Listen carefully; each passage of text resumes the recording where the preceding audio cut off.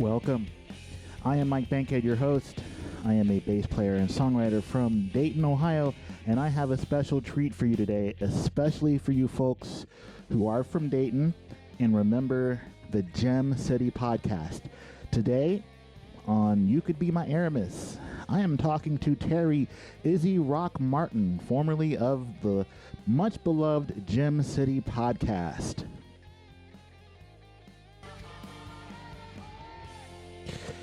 This conversation, well, we had it here in my office, in person, and I present it to you natural and unedited. Let's go.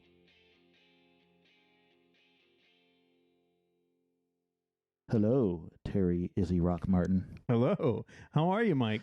I'm okay. I'm tired, but that's like my standard answer on these. Yep. Life makes you tired. Welcome to my office. Thank you. It's very nice to have that you're having me here recording a podcast in person. It's awesome. Something I haven't done in a very long time. I am glad that I can feel safe. There's a killer virus around. But yeah, we are safe people. Yes, absolutely. So tell the listeners, first of all, anyone in Dayton knows what you do or did. We're going to try not to dwell on the sad part to that. I do want to touch on the happy part to that. But tell the people that might not know you, your expertise. Other than just being a dad, you're an expert at being a dad. So back in 2012, I started a podcast called Tales from the Hard Side, which was all about growing up in East Dayton, which we're in Ohio, East Dayton, Ohio. And it was rough. And I was a huge fan of Dayton music all my life. Would go to local shows and supported a lot of the metal and punk rock bands. And when podcast came out, I knew Dayton needs a showcase of somebody covering the local music scene. And so Gem City podcast came about. The guy who started it knew that I was involved with that I was into local music. I was already promoting it a little bit, and he didn't want to step on my toes. So instead of starting something totally different, I told him I would help it. I don't want to start it myself, but I'll help you. And so 2013 kicked off Gem City Podcast. I was with it the entire time. He left around 2015, the guy who created it, and I took it over essentially and released 3 episodes a week, which was insane. And I edited all 3. So I would have Libby Ballingy, who she is now hosting shows at Brightside in Dayton, which is an amazing venue. It is. And she was there with me for a long time. And then Wednesdays I would release my own episodes with music, which you were on a few of those. And had really just such great conversations with people and just got excited about talking about music or whatever. And then on Fridays we did You Can't Make This Up podcast. And then in 2019, right before the pandemic hit, it like bad things happened. Bad things happen. Yeah. We don't have to go into detail on that if you don't want to. Well, relationships ended, and then because I wasn't getting emails about the podcast, it just kind of all of a sudden one day we couldn't upload, and I didn't know why, and I didn't know who owned the website. I was just putting content up, and I reached out to the guy, and yeah, it was a bummer. And I thought I would start something back up, but after doing it every week, 3 times a week for years, I realized how much I was actually burnt out of doing podcasts. And as much as I loved it, and I actually started helping with 937 podcast, helping expose Dayton music. But then there's times it felt like a chore. And I always promised myself, if podcasting, especially if you're not getting paid for it, if podcasting feels like a chore, you should probably not do podcasting. At least that's how I felt about it. That's reasonable. Yeah. But man, during that entire time, like now I go to a show and there's very few times I go to a show in the Dayton area that I don't see somebody I know, that I don't see somebody I consider a friend, somebody that I would sit down and have a conversation with, that I would have over to my house and chat and hang out. And I still love the music scene, still expose my friends and people that I work with to local music, still go to the Dayton Battle of the Bands and still go out to see shows, and I'm supportive. But yeah, the podcasting aspect, I'm kind of sad. I'm done with it, but I don't have the energy to start anything up Yet. I don't know if I will. I'll be honest. It's a lot. It's a lot of work. Let's go into that in detail. Okay. I'm a brand new podcaster. Welcome. So I know a little. Thank you. I know a little bit about how much work it is. I already knew in my brain, oh, this must be a lot of work, but it's different when you have to start doing it. You were editing 3 episodes of the podcast a week, even episodes that you did not have the conversation. That's correct. Explain to our listeners what editing a podcast episode involves, please. Okay, so you have a great conversation. You feeling, uplifted because you interacted with another human being. You chatted about things that you're both interested in, and that 99% of the time was entertaining. Which podcasts with you were always entertaining. I want to say that. Well, thank you. And so you take that home, and I would schedule 3 podcasts a week. So I would do it once a month, and I would schedule a Saturday or Sunday in one location, usually in downtown Dayton in the Oregon district, or at DATV, which is our local public access studio that also has a podcast studio for people that in the Dayton area. If you want to go do a podcast, they have a great studio for you to use. So I would schedule my morning and afternoon and record over a 5 to 6 hour period, record 3 or 4 podcasts. That is my day off, for one. That is me planning what I'm going to talk about. Okay, I have to release these episodes on this particular week. And I edited songs and everything into these podcasts. So it became, okay, I have to make sure I have the files. And people were weird about sending files, and maybe the files were like, it just became a whole hassle where you're trying to get like, okay, I need a bio from you, I need a picture, and people will just get so. Musicians can be flaky sometimes. Crying shame, but yeah, it's true. But so I would schedule this time, whole day off, and then because I worked third shift at the time when I was doing podcasts, most of the time I worked third shift. So on my break or lunch, I got half an hour lunch and 2 15-minute breaks. I would use that time to go and edit podcasts, so I don't have to do it at home. And then there was times I would be at home and I'm sitting there having to edit a podcast while I should be enjoying time with my wife. And she didn't mind because she got to watch some Hallmark movie or something that she enjoys, right? As I'm sitting there editing. And just after a while, it became tedious. And I felt like, well, I have to, like, I've been doing this for years.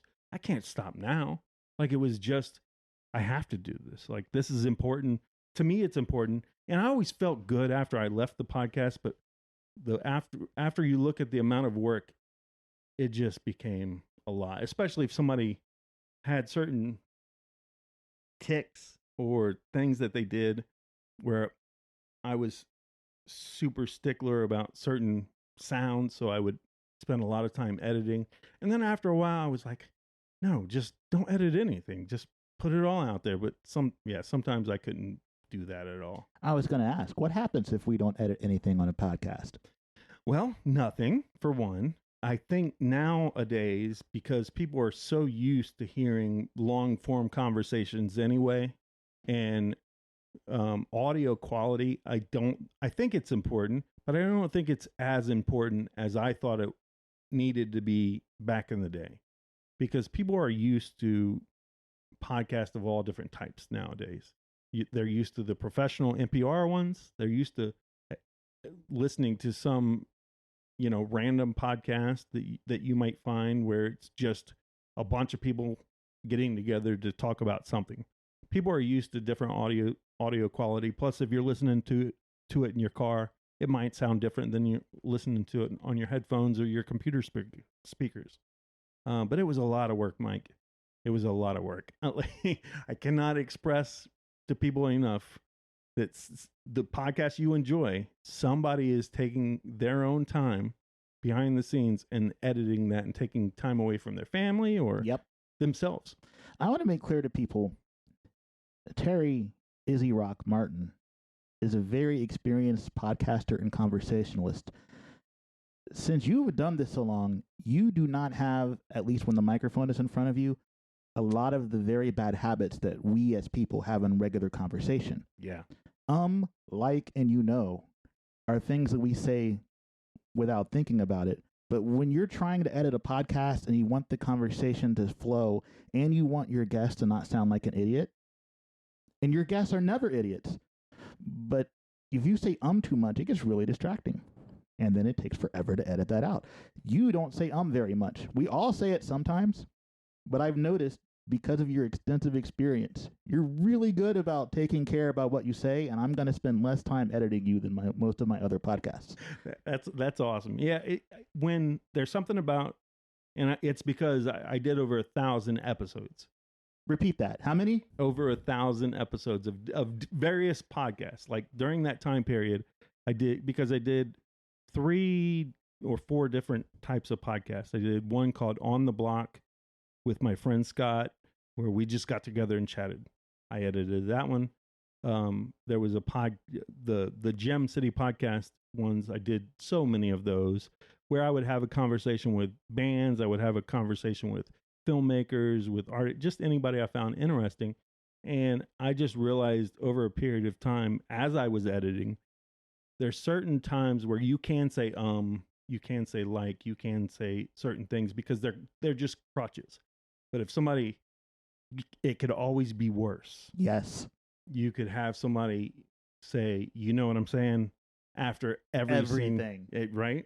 You could have them replacing cuss words every so often. Like it, and depending on the kind of podcast you want to put out, that can be a little frustrating too. Or somebody goes into and talks about something that is probably a little too controversial for what you want to put on your podcast. And back in the day, it was super Wild West. People really, they watched what they say, but they didn't really. Nowadays, it would be really, really tough to do a podcast where you talked about anything controversial. Let me get that word out. Without having some sort of issue when you're sitting there editing going, oh, I hate this. Who is going to be offended by this? Yes. Or does the content of this conversation match the image I'm trying to... There are conversations that we can have with our friends, not even friends. There are conversations we can have with people face to face that are legitimate conversations, but you might not want that for public consumption on a podcast. Yeah, because the internet is forever, and somebody could download or screen grab your audio, and then that could follow you for forever. It could affect your job. It could affect, how people view you. What you talk about now, especially if you have strong opinions about certain things, what you talk about now, in 10 years, you may look back and go, wow, that was really cringy of me to talk about that at that time. And now I have to apologize to a bunch of people for something my past self said. So there is part of me that enjoys the fact that my podcast no longer exists in the podcast sphere, that the websites took them off. Apple no longer has them, and it just I'm kind of okay with that. It's kind of like the punk rock band who had the LP back in the day or the tape back in the day, that if you had it, you had it, but if you don't, it was a moment in time that was awesome. I'm glad I downloaded my appearances on your podcast. and feel free to upload them on yours if you want. You know what? That would make for interesting hashtag content. Yeah. In fact, I want to put this out there. Anybody that ever did a podcast with me, if you have that audio and you release some sort of show yourself, feel free to put that up. That's a good thing to say to people. This is the part. Now, usually I edit myself out of these podcasts. I don't think people need to hear me talking, but I'm going to say nice things about you. So this is probably going to be the longest stretch of me talking uninterrupted in the history of my own podcast. I discovered your podcast because you had Shrug on. And it's kind of funny because Todd Widener's episode, we're talking on February 1st. This is probably not going to hit the internet until April. Todd Widener's episode is tomorrow, the singer and songwriter behind Shrug. Beloved band here in Dayton, Ohio since 1994. You had Shrug on, and that is how I found you, right? The band did some promotion. They went on your show. I was new to podcasts at the time, and it probably wasn't even that long ago. This wasn't a thing that I was into, but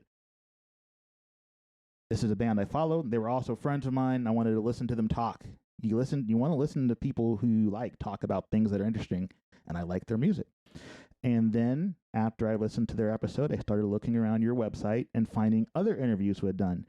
And I discovered so many Dayton musicians that I didn't know existed because of the Gem. Let's say that correctly. And I noticed you do say it correctly. I try. The Gem City podcast introduced me to so many musicians that I didn't even know were here in our town. And it used to be appointment listening for me, even if it was a musician I wasn't into. Because there were sometimes you would have a musician on and I knew who they were and it wasn't my thing. But you know what? Let's listen to their songs. Let's hear their story. Because as songwriters, we're all kind of driven by some of the same things. And those are valid feelings that make us make art. And I used to look forward to, especially when someone I knew was on, but I looked forward to every episode. And those of you who are musicians in Dayton know, when you were dropping a record or a single, an EP, a full album, if you were having an important show, you went on Gem City Podcast to promote it. That's what you did. And Izzy would work with your schedule and release the episode and you heard him describe how he had to schedule this around his weekend, around his life. He would get it recorded in advance so that he could spend the time to edit it and then release it right when you needed it for the publicity. How much did you get paid for that again? $0. Sometimes I would get, people would bring things in and gift us things. I would get people give me records or give me swag, which I always appreciated. I'll be honest. And people did reach out about like paying to be on the podcast, which I always turned down and I thought was weird that somebody was paying me to do this, which is just my mindset of like, no, I just like, it's the whole punk rock DIY thing from the Dayton area. Like, no, I'm just thankful you're going to be on the podcast. And oftentimes I would use the music in later episodes for certain things. And I really got a lot of joy out of, you see somebody on social media all the time that you follow who is part of a band and you're like, you enjoy what they put out. You enjoy the process of what they make, but I want to get your thoughts. I want to hear your thoughts. I want to hear you speak them on a podcast. And so when I would talk to people like Todd, I would talk to people like Kyle from Salvador Ross, and you got to dig into what these people, who they were and what made them the people that they were. And they were always, I tried to make people feel comfortable and like we were just having a conversation, just sitting in the room. It wasn't anything that was super this is not NPR. I'm not sitting here trying to have it be perfect. Let's just have a conversation that people are going to hear later on. And even if I don't like the music fully, even if it's something I'm not into, I'm as much of a music fan that I can find something that I enjoy about the music. So I always felt like, some of these artists would not have the chance to speak to somebody on the radio. They wouldn't have, because I talked to some artists that were, they were like never played shows. That was another thing. At one point I was like, okay, you have to have some sort of shows that you played. And then I broke that rule because why have rules about podcasts? They might not have hardly any people that like their Facebook page, but I find them interesting. So let's expose some other people to them. So I did so much research, Mike. I would look up when people would have album release shows. Like the amount of research I did for Gem City Podcast, especially when I felt like we weren't covering certain aspects of the music scene. Like I felt like the hip hop community, nobody talked about them. Underserved, I think. Very underserved. And I felt like they should be heard and their voices should be heard. So I made it a point to go after certain artists because I wanted to give them a voice. And I'm still friends with a lot of those same people today and consider them friends. I'm going to tell another story about, hey, if you're listening, you can tell that I genuinely loved the time that the Gem City Podcast was around, and it meant a lot to me. But you had Tino on. Well, you've had Tino on more than once. But one of the times you had Tino on, he told a story on your podcast about driving while black. Something that, unfortunately, all of us have had happen to us. Unbeknownst to you and Tino, I had a particularly terrible experience with this. I mean, I had many, but this was a very bad one, and my wife was with me, and I think that's the only reason I didn't end up getting shot. And I wrote a song about it, and I was actually looking for somebody to rap on the song, and I heard Tino on your podcast, and I said, that's the guy I got to get. In fact, this is the story I want him to tell on this song while I'm telling my story.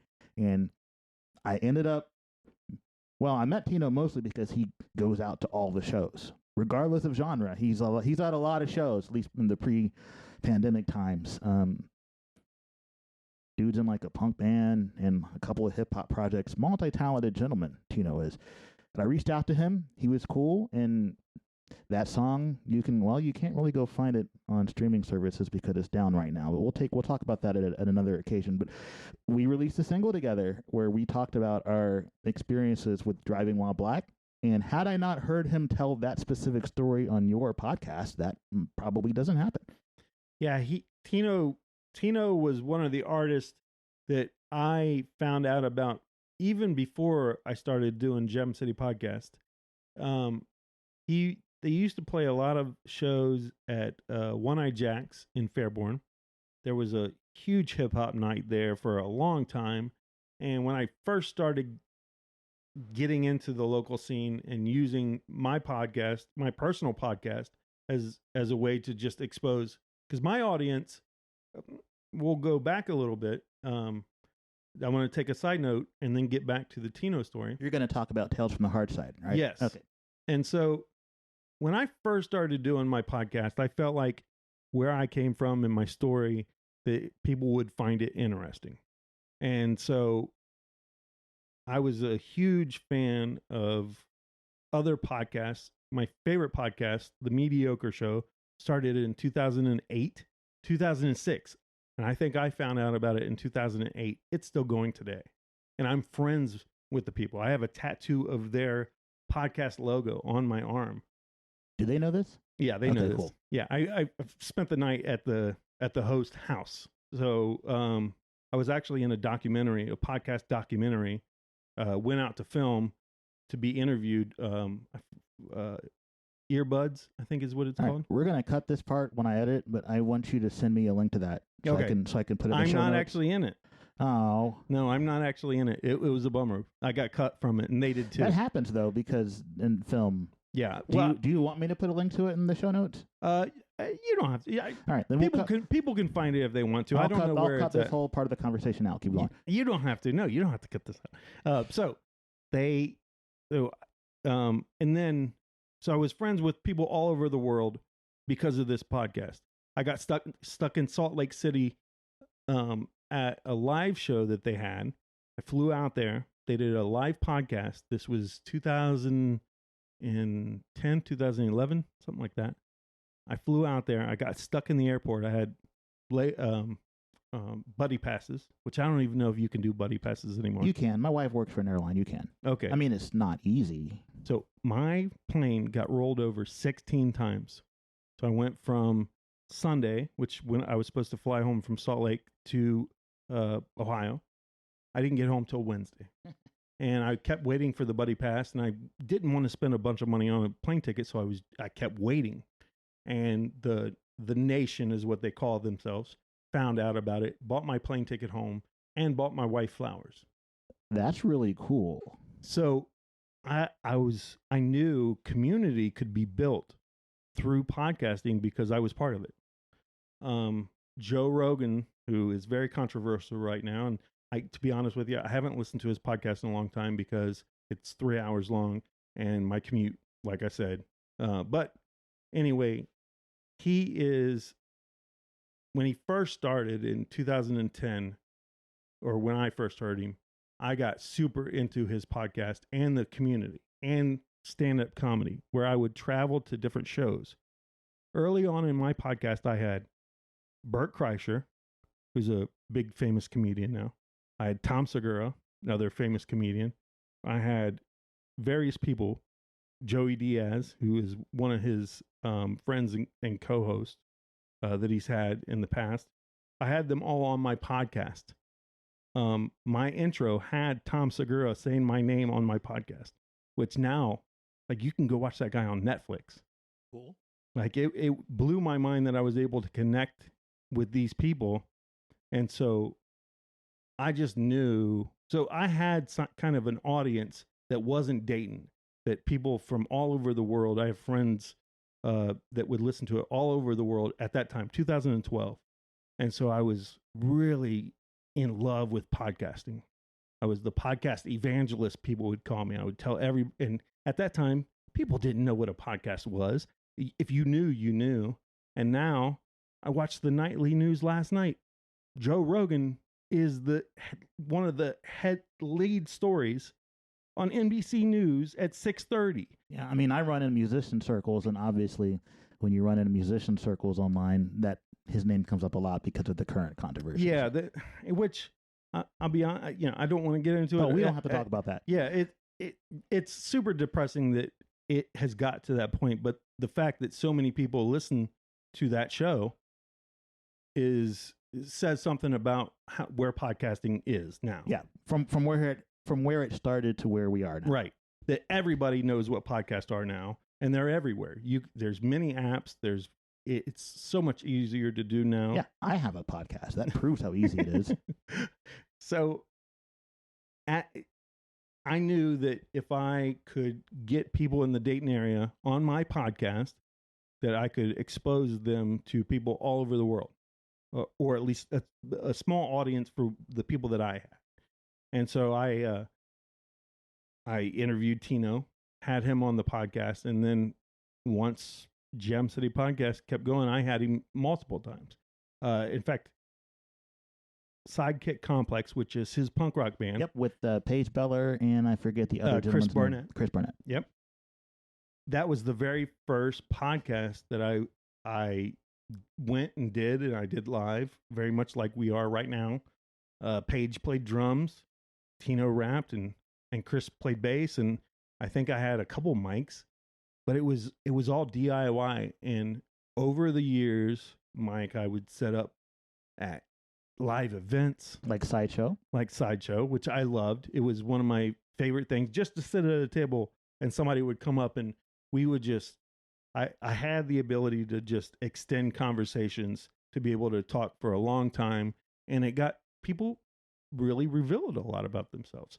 And I appreciated that, especially if I saw somebody who would post stuff that I knew, like, oh man, this person likes really, really like touchy subjects. Well, let's dig in and talk about it, because I want to know what makes you think the way you think. And I always just found people super interesting. And yeah, when it was over, even though I was burnt out, like I knew, I still do. Even today, I've been excited to talk to you because I get to talk to somebody on a podcast, because most of us, if we're just sitting around at a bar, chances are you're not going to have a super long conversation. It's not going to get too in depth about what it is that you do or what's going on. So these kind of conversations, I think, are really important for today and for just the timestamp of where we are. So how do you scratch that itch in your life now that the regular podcast conversations are not a thing? It's actually been tough at work. I work with a great group of guys, so we talk all day, and we listen to music all day, and they're all musicians and they're music fans. So every so often, I'll have a good conversation like that. But the itch isn't really being met with long form conversations. I've been in my head a lot over the past few years, as I'm sure a lot of people are, where you're not really having good long conversations. It's almost like therapy. I'll be honest. And I'm gonna now, since we're gonna be open and vulnerable. Last year, 2021, bad time for a lot of us. But I've been struggling with anxiety and depression and suicidal ideation for a while. But there was a point where it got really bad. So I go to the doctor. One of those, if you're thinking about doing yourself harm, call me. So I didn't call, I emailed, but whatever. So I go into the doctor, and we had the chat, and it's just really down, dark time. And he says, "You need to have a meaningful conversation every day with someone who is not your wife." I mean, he gave me other stuff I'm supposed to do, but that was one of the things that I'm supposed to do for my mental health. It's when I think about that, and I think about, as much as I love cell phones and I love the internet, the art of the conversation without podcasting oftentimes is lost. A lot of people don't like to be vulnerable. They don't feel comfortable enough. Like, why are you asking me these? Like, why are you asking me so many questions for one? Like, let's just watch what we're watching, and like, you're making me feel uncomfortable that we're getting so in depth to what you would get on a podcast. So for me, that itch has not really been met. I got sons, they're in college. That's really stressful right now. I'll bet. And so I still love social media and the internet as much as I hate it, but I'm really a glass half full type person no matter what. Like, I get depressed and I get sad and I get anxiety, but I always try to have a positive outlook. Like, well, maybe tomorrow will be better. Let's see what happens. And so TikTok has been, for whatever reason, I downloaded the app, and as much as people hate that app, and for what Instagram just doesn't do it for me. The pictures are all out of order, and you see the same person over and over, and it's like, oh gosh, I need a different feed. Facebook is just way too many opinions, and I've been on it for way too long that there's too much. And TikTok, just all of a sudden you would see the conversations you would have with people, except here they are on video where you can see the context, you can see the tone. It's 3 minutes. I was not expecting TikTok to come up in this conversation. I'm like, it's stunned. It's really interesting because it got marketed as like a kids app, right? Yeah.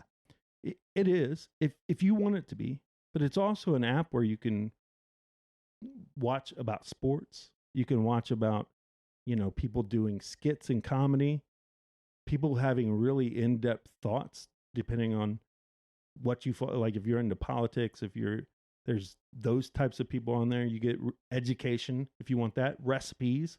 If you like to cook, I found so many recipes that I was like, I'll try that, because they're showing you how to make it.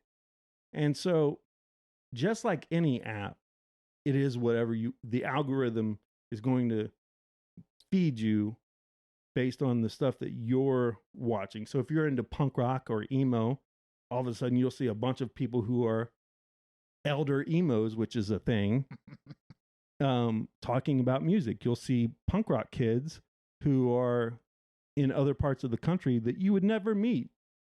And here they are talking about why they are the way that they are, the music that they like. And you get to know people over a period of time based on who you're following. And just like any app that you use to waste time, it's one that is a major time waster, like everything else. Probably shouldn't spend as much time on it as we do, but it is what it is. And unless you have like good habits of like, oh, I'm going to read books, I'm going to go exercise, I'm going to eat right, oftentimes those plans fell, and you fall into the trap of like, well, I could watch whatever's streaming on Netflix. I could let my wife, not let her, but my wife's watching whatever she wants to watch. I'll just put in earbuds and I'll just flip on TikTok and see what's going on. And YouTube is so weird. Like their algorithm is so weird. So I always am curious of what's going on because I'm not getting the podcast 8 hours a day of hearing people's thoughts. Oftentimes it's short burst in TikTok. Do you just watch or do you participate in the conversation on TikTok? I participate. Like now, once I started seeing you're in, huh? How people did it. We watched videos from Brandon Berry, which is one of our mutual friends. Yes. Great guy. That's secret, but you can go ahead and say it. Oh, honestly, by the time this episode goes up, one or two of those videos is going to be released. So, okay. All right. I apologize. No worries. It could have been any videos. It didn't have to necessarily. That's true. I messed that up. But yeah, I've got such a backlog that this will go up, and a couple of those will already be out. So yeah, keep going. So I also enjoy editing, and I enjoy creating. I've always been a creative person. I used to draw back in the day. Podcasting fit that itch for me a lot, but there's something about making certain videos and I'm not quite there putting my, turning the camera on and just giving 3 minutes of my opinion on something, just because it gets so uncomfortable watching yourself do that. And you're like, oh, why am I being so pretentious? Like, and so I like to hear people's thoughts more than anything.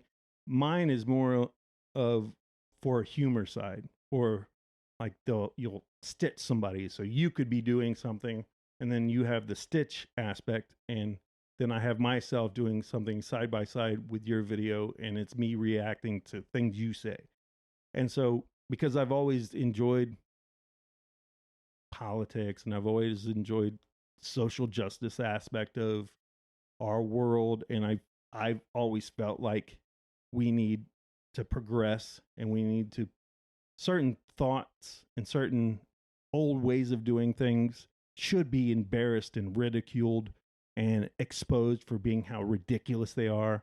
And so I've always enjoyed trolling a little bit with certain people who have a certain mindset that they might be bigoted or racist. Is it safe? To troll on there? I mean, like, I never feel like it, as long as I don't name call, as long as I don't, like, there's certain aspects for me that I enjoy when it comes to trolling someone. I never name call. I never put down somebody's appearance. I never, because you lose arguments in that way. If somebody's presenting an argument and once they start name calling or they start calling you certain things, you've already won the debate. And I love to debate. I love to hear people's thoughts. And I think from working in a warehouse for 25 years and you're working with a bunch of guys who like to talk smack to each other, whether it's your favorite sports team or, what your ideas, well, let's pick them apart, your ideas. And so you develop a little thick skin over a period of time, and the internet is perfect for seeing dumb comments. And I cannot help. It's one of my flaws that I can't help but point out how dumb your take that you, and I will do research. I will go find, like, if somebody talks about so a lot of people, and I don't know how we got on this tangent, but a lot of people will they think that America was always great. Things were always like, our country has gone downhill from the great country it always was. And I love to point out to people that no, our country had genocide, had Jim Crow laws, it had redlining, it had nonviolent prison population explosion, that you see the pattern of what developed. And a lot of people will say, oh, that was way back no, that was just a couple decades ago. Well, two reasons for that is, one, people don't read, and two, people are brainwashed? That's really strong. It's Conditioned true, though. by nationalistic advertising. Yes. Right? This is a country, the country that you and I live on, make children swear loyalty to a national symbol before these children even know what the words in the oath they are, because that's an oath. Yeah. Before these children know what the words in that oath even mean. Yeah. They swear loyalty to a symbol of the nation. People from other countries look at American children doing that and are like, what is wrong with you people? So yeah, I can get how you might have fun with that. I'm the kind of person that I'll just comment on it to my wife. I won't do it online. Well, and I try to keep in mind that, you know, people are going, like my wife sometimes hates the stuff because she doesn't post anything. She doesn't like anybody's stuff. She's a total lurker, has never posted anything herself. And me, I think I got to get her on this podcast. because I've never, I guess because of my childhood and I didn't get a whole lot of the attention. And I wanted to be a musician, but I was too lazy to actually take the effort to become one. You ever think about starting and out? I'm still too late. Like you don't podcast anymore. You could totally learn an instrument. The amount of people that have told me that, and I should, but dude, I took piano lessons in my late 30s. I should, like 5 or 6 years ago. I took piano lessons. When I see musicians like yourself up on stage, I oftentimes like, wow, that would be fun. That would be so, and I want to. But it's the laziness aspect. It's you find a groove in your life of things that you do, and you just get stuck in that groove. Just like I was in a groove of doing podcasts for all those years. So I think I just need to get myself unstuck and move on to the next thing. Which, like, that would be cool. Can TikTok be the next thing though? I don't think TikTok should be the next thing. No, I mean it's one of the next things. Like a stopgap, right? I mean, if somebody said that they were YouTubers or Twitch streamers, I'm an old guy, and I don't want to get into yells at cloud territory, but I don't understand any of that stuff. It's all avenue for you to release your thoughts. Which that part I get. Yeah, I have a friend that I work with that has a couple people that live with him that he met streaming on Twitch, where he's playing video games, but essentially it's him having a chat with people and telling his thoughts.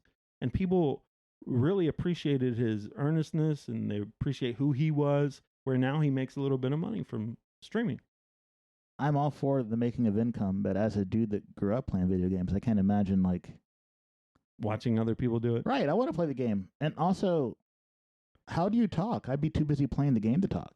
It's I watch in amazement of how they do, but oftentimes you end up watching the chat. I to be honest with you, he's the only Twitch person I've ever watched, but I do know that he's built a community. But YouTube as well. You know, it's like, who knows? It might be the next thing that brings people attention, and then people expand. People, you know, they'll put it out on a podcast and also do TikTok. So I just have found it to be a really interesting tool of people's outlooks, because it did start out as, oh, this is a kids app, but for me, it's really grown into, well, if that's what you want it to be, but as a grown man, it's whatever your interests are. So I remember we had an exchange on Facebook, and I really wanted to have a TikTok conversation with you, and I didn't think we would get into it so quick. So thank you for that. And the reason I wanted to go there is because when you are an independent musician, they give us a lot of advice on how best to market ourselves. And you wouldn't be surprised because you're tuned into this stuff. But people say, musicians, you should have a TikTok account. Yes. You should have a Twitch account. Here's the thing, you can't do everything. It's true. And if you try to do everything, you're not going to do any of it well. Yeah. I think about doing TikTok, and when you describe it as a tool, that makes me feel less about it. Well, when I some of the people that I follow, I'll give you a couple of examples. I don't play music. Obviously, I love music. You do. I love the process of it. I love watching people. I love watching their fingers move across those strings and the sounds that they're making. I love the looks on their face, and knowing that it took time for them to learn that. And then here's this group of people making these sounds that actually sound pleasant to my ears. And I watch people just play their instrument, just where you're just noodling. And the amount of views that has, or likes, especially if you have some character to it. I mean, I'll be honest, there are some people out there that if you look a certain way and you can play music, you probably are going to get a lot more streams than By other what people. you mean if you're young and attractive? You can go ahead and say you got to be young and attractive. It's okay. If you're attractive, if you're an attractive person and you know how to play your instrument well, you could probably get a lot of streams. But that's not different than pop culture for the last 50 years, right? Yeah. How many pop stars do you know of that were ugly? Right. But I follow people that I would say are not attractive, or just the appreciation of somebody there playing these notes that, oh, I've heard that song before, or it might be their own stuff, and they might not get very many views or likes. And it's so weird. The algorithm, like, you'll get a certain amount and then it just stops. And yeah, nobody knows how their algorithm works. I'm sure somebody knows, but that's like proprietary information. But I've heard from people that nobody, like, you just keep throwing stuff at the wall and see what works. Like, I've seen people unwrap their old cassette tapes and followed their video because that looks cool. I want to kind of see what people have. So it really is just your personalities. It is a great tool, especially you playing bass. If you set up your phone to show yourself playing bass, I think people would eat that up. At least a few people. Like, I just can't even fathom why that would possibly be interesting. But do you find it interesting when you're watching somebody? Depends on how good they are. Craft? I wouldn't watch me play bass.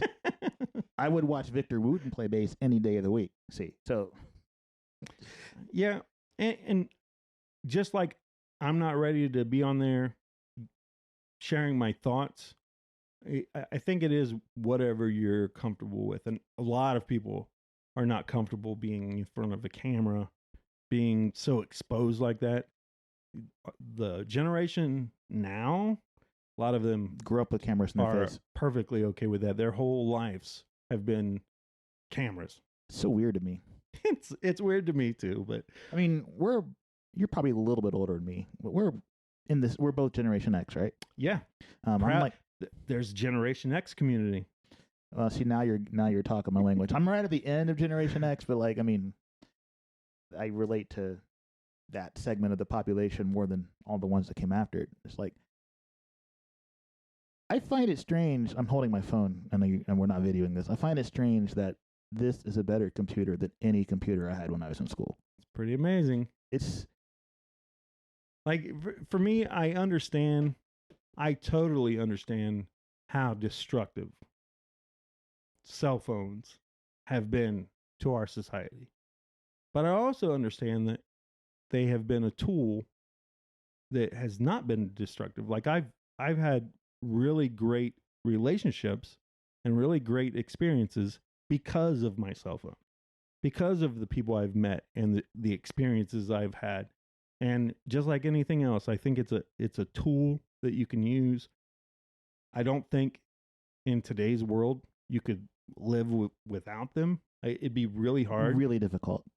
But I think that if you can use it as a tool, and you can use it as, instead of just,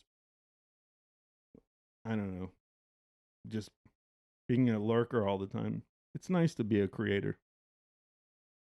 Yeah, I can understand that. I have 3 things to ask you. Yeah. Before I'll let you get out of here. Well, you won't necessarily get out of here. We'll probably keep talking. I just won't put it on the podcast. 3 things to ask you. 1, what did your childhood smell like, Terry Martin? Oh my goodness, this question. That's a tribute to you. Yeah. So I would have certain questions that I thought were interesting for people, because it's one that you never hear anybody ask. And I totally stole it from another podcast. But I thought that's a great conversation starter because as soon as you say it, you're like, smells are one of those things that are connected to your memory, Tied right into your memory. right? That you can remember certain just rancid smells that are you're like that's the smell I remember, Or good ones. or good ones, yeah. And so my childhood was filled memories of cigarettes and marijuana smoke. Okay. Yeah, and it's true. East Dayton. Yeah, totally.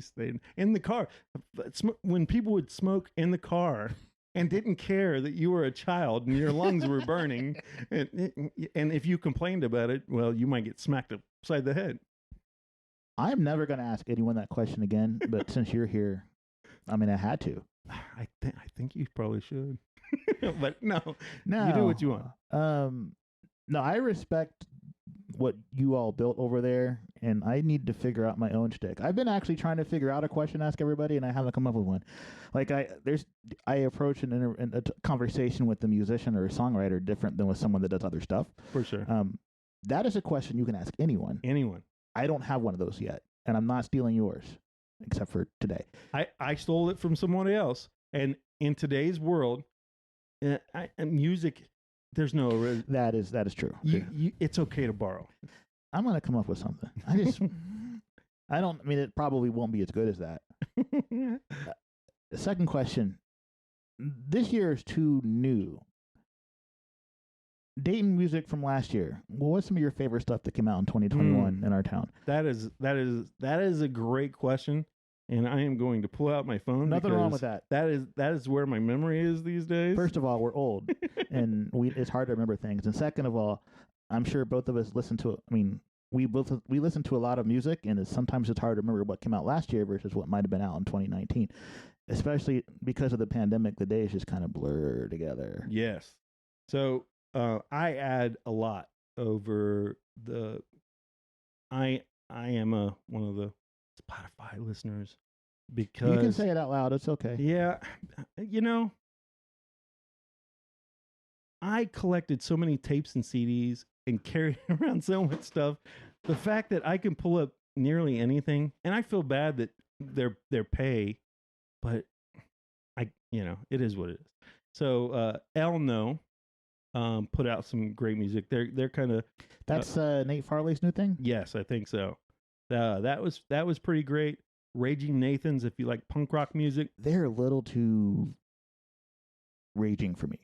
I've seen them and they put on a really good show. Yeah. But they're definitely, if you like loud and fast punk music, that's there for you. Yeah, and because of the people that I work with, I was exposed to a lot of music that I didn't really enjoy.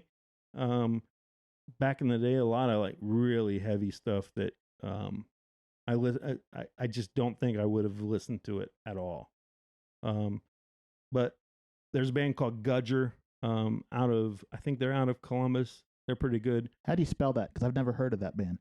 Gudger, and I know they're not from Dayton, but they are. Like I support Ohio bands from Ohio. It's cool. There's a band called Hydrone. Also from Columbus. Hydrone? HY. Yep. Yeah, I thought they were pretty good. The Lung album. The Lung album made great. My top 10 of my favorite records last year. Yeah, I heard that. That was a great podcast that you and Juliet did. I'm glad you listened to that. Juliet is awesome, by the way. She is awesome. Paige Beller's "I'll Be Better" is a classic. I am a big fan of bluegrass, so the Repeating Arms Higher Than Lonesome was a really solid album to go check out. Yeah. I mean, I could really go on. Go on. I'm going to link to all these in the show notes so that people can go if they're interested in hearing what some of these musicians sound like and supporting local musicians who could totally use your support. They can click and listen. Black Sire, which they're a stoner metal band. It's Black SIRE, Black Sire. By stoner metal, do you mean kind of like Queen of the Stone Age but louder? Yeah, sort of. Because I wouldn't call Queen of the Stone Age metal. I would just call them stoner rock, but kind of like that, but louder. Well, these guys are definitely metal. Their EP Unmarked Grave. I listen to it a lot. this band, I think, needs a lot of attention because I think they're great songwriters. Scary Hotel released the Comfortable EP, and they are Dayton artists. Really, really enjoyed those guys. Yeah, I mean, like I said, I could go on and on. That's cool. Now, the sad thing is if we still had the Gem City podcast, I would have heard all these records because you would have had all these guys on. Yeah. So this is what our community is missing, and like, it's true. I mean, there's a Gem City podcast sized hole in our community right now, and I'm trying to fill like 1/10 of it, maybe a little bit of it. Obviously, Save Money from Kay Carter and Tino was great. Yeah, you know, I get bummed that I'm not doing that, and I wish somebody would do something. Like, if somebody is out there and they want to do something similar to what I do or did, please feel free. And I'll end with Night Beast. Their album, actually, I'm a big fan of Night Beast. They're so much fun. I love them. And they're, like you said, their music is just a lot of fun. I probably said this to you in person when we at the Sound Valley thing last summer, but I remember telling my wife about like how really good they were. I told her at first that these guys are just not serious. Yeah. I think she took it to mean that they're not good. And so they started, and I'm like, I was complaining about how great they were because, sometimes you're like, why am I even making music? These guys are great. She's like, I thought you said they weren't serious. I'm like, they're not serious, but they're awesome, and that is why it's so depressing. Yeah, they are, certain music like pop punk.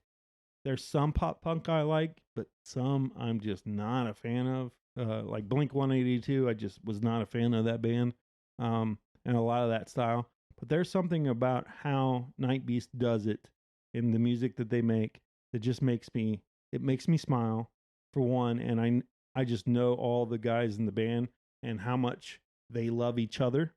And for me, I think that makes me enjoy their music even more. Like when I see them on stage and I know all of them have day jobs, all of them have their own personal lives, and just to see them let go like that and have fun, it always makes me smile. I think that if you go to a Night Beast show and you don't enjoy yourself, something might possibly be wrong with you. Oh, yeah. Maybe. Yeah. It's definitely you and not them. All right. So last question. You saw the Battle of the Bands recently, and this week it got caught off because we're going to have, snowpocalypse. Talk about what you saw at the Battle of the Bands recently. So 2019, early 2020, before everything shut down, Libby Ballingy, Zach and Ashley from Sound Valley, and the wonderful owners from Brightside all put together this event, Dayton Battle of the Bands, as a kind of a retrospect from what Canal Street Tavern did, and Mick Montgomery had the Dayton Band Playoffs, and they wanted to do something similar and to expose new people to or new bands to a wide audience. I saw every single Battle of the Bands that year. Loved it. This year they started it back up, and I've been to every single one. And the first week was singer-songwriters and bluegrass, and a band called Stringus Khan, which is they're a pretty great band from the Dayton area, who actually are making headway to being where they could open up for pretty big artists. Well, I hope that works out for them. Yeah, same. They actually have an album release show coming up at Mother Stewart's Brewing on February 12th. This might be out after that. Way after that. Okay, that's okay. It was a great show. Yeah. Trust us. So that was a great night. It was on a Thursday night, packed room. The next week was kind of rock bands, rock and roll bands. And there's a band called Bohemian Funk that have the energy of like Leonard Skinner, the energy of Kid Rock, not the sounds, not the crazy part, not the crazy, not all the other stuff, but the Like when you're watching this band play, even if you're not really into their type of like big sound rock and roll, there's something about what they do that is so impressive that they bring you in. You're humming their lyrics after just a few chorus, and you know, like, oh, that's good songwriting. Like no matter how you feel about pop music, if it's digging into your brain, they've done something Yep. to make you remember it. And these guys were great. In fact, the entire night was great. All four artists. It was really hard to come on after them, but the Rude Scholar, which is a band I had never heard of, and I got Ween vibes from them, which I'm into Ween. So they're weird, but there's a market for weird. Yeah, there is a market for weird. And so it's just been a great time. Obviously weather and the Omicron have caused issues with scheduling, but yeah, Thursday nights at Brightside for the next month are going to be amazing. If it's probably going to be over by the time this goes up, but I'll put like in the end of the show a thing about who won. But I actually was planning to go this week because this was supposed to be the hip hop week, and I keep meaning to go see more hip hop shows, and then of course no Apocalypse, and it got pushed back. So we'll see if I can make the rescheduled date. But yeah, I know that you had been to those shows because you talked about it on social media, and I wanted to get your thoughts on that. I just think any way to put together new artists for an audience and kind of have like we all like as much as humans will admit I don't like competition. There's something about watching people compete, quote unquote, and I will say it's not really a competition. Like it is, and people are voting, but the energy doesn't feel like that. It doesn't feel like, oh, don't vote for these guys. Like everybody's super supportive. So I love that, and I love why they're doing this. And they offered for more established bands to play to bring people out. So some bands that played, and I told Tino, I was like, man, you should play. He said, nah. He's like, nah, it wouldn't be right if I did it. And so there's some artists that I think should have played just to have fun with it and be there and see. But here's the thing, though. Do you think really in a voting system if Tino shows up, he's not going to win? That'd be okay if you won. It would be okay. But I think what I'm thinking just makes you work harder. It's not like there's someone better than Tino, probably. But let's imagine a universe where there was, and that person was unknown. Yeah. People in those ballot casting things, people tend to cast votes for what they know. Yeah. Not everyone, right? I remember the Canal Street days, and I feel like one of the only people that would actually vote for the band that I thought was the better one. Even if like I went there to see Friends and they weren't the best band that night, I wasn't voting for my friends. Right. But not everyone does that, right? Like people, well, since it's subjective, people will often go with what they know. And so the audience gets 50% of the vote and judges get 50%. That is probably a good thing. And so even if you brought, and this happened last year, a Dayton band played and they brought a ton of people out, did not win that night. Oh. And got upset, wanted to know who the judges were so they could talk to them and find it. And so it became this awkward situation of like, you don't really understand the spirit of what we're doing here. No. Like this isn't what you think it is. It's not like, oh, it's not a football game. You're not playing a sport against other people. You're playing music to expose yourself and other people. And if the energy is up and your audience digs something else, well, that's okay. And so Libby and the people that put it together wanted to make it sure it wasn't just that. Now, the final night is that. There's audience, yeah. Yeah. So I just really... Well, the final, you expect there to be a whole lot of neutrals there. They just want to go see a good show, right? Oh, yeah. And to see... And the thing, people who win every week, because Levitt Pavilion is involved with it now, those bands get to open up for bands that are playing Levitt Pavilion, which is awesome. I love Levitt. I love it too. I volunteered there last year, and I plan to volunteer there again this year, and I really want to play there. Yeah. Really want to play there. Hard to get in when you're a local artist. They only have so many spots for us. But I'll explain to you briefly why. One, it's free, so it's a fantastic resource for the community. Yeah. People that can't otherwise maybe afford to go to shows are going to go there. But also, there are people that don't want to go to a tiny little bar or club or listening room downtown. Either they just don't know about the different parts of the music scene, or they don't want to leave their house. There's a lot of reasons where people do not necessarily go see Dayton musicians. For sure.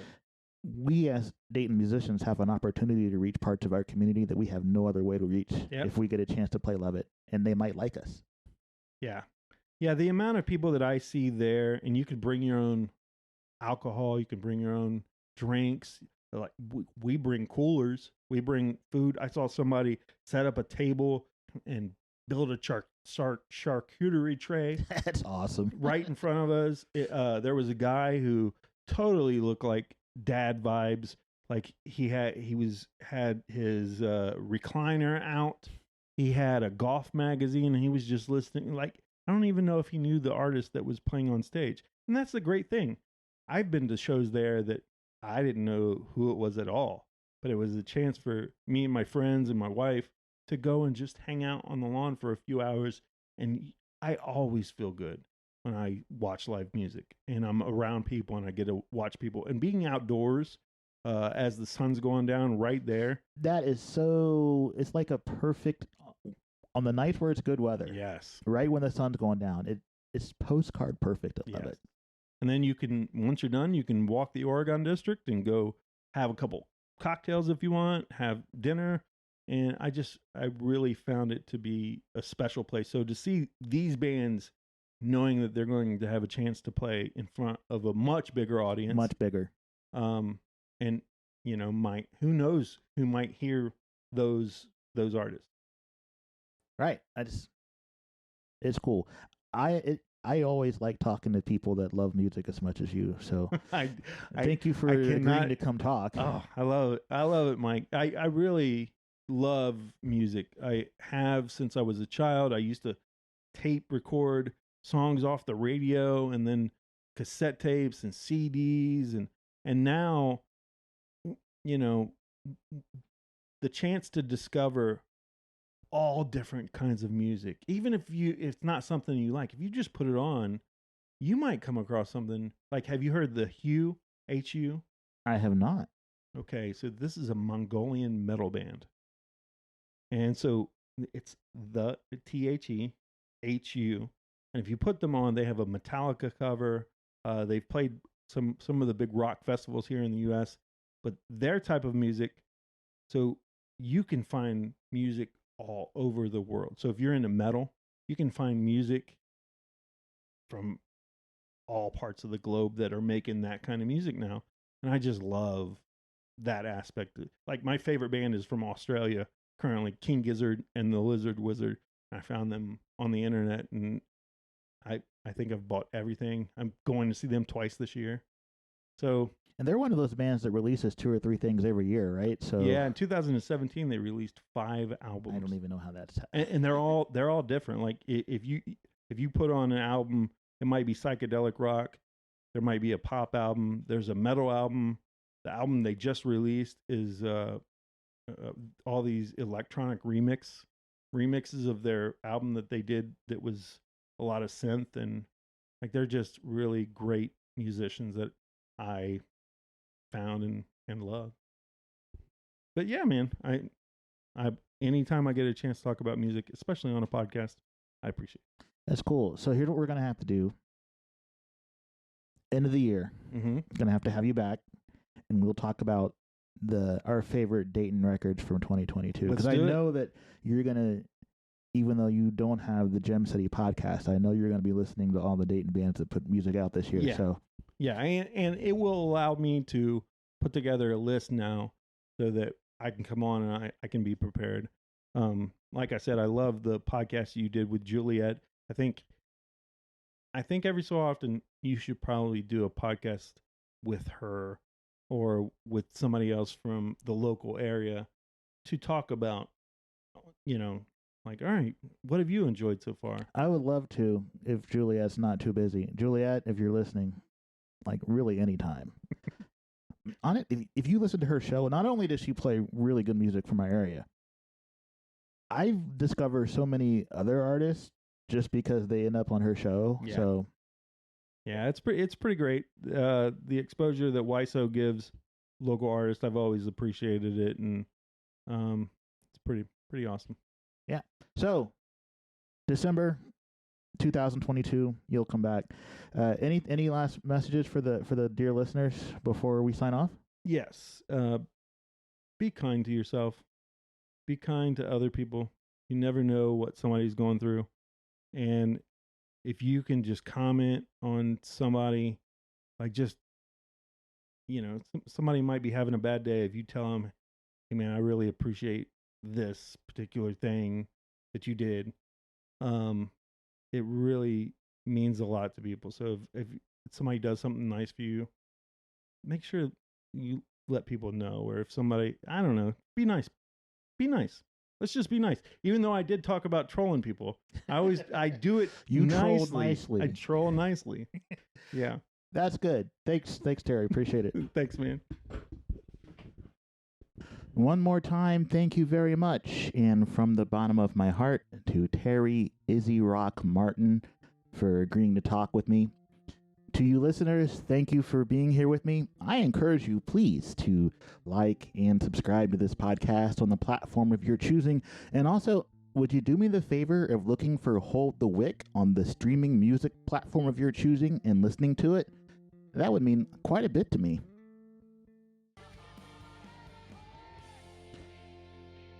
I'll have more excellent guests and interesting conversations for you next week. Come on back. Thanks.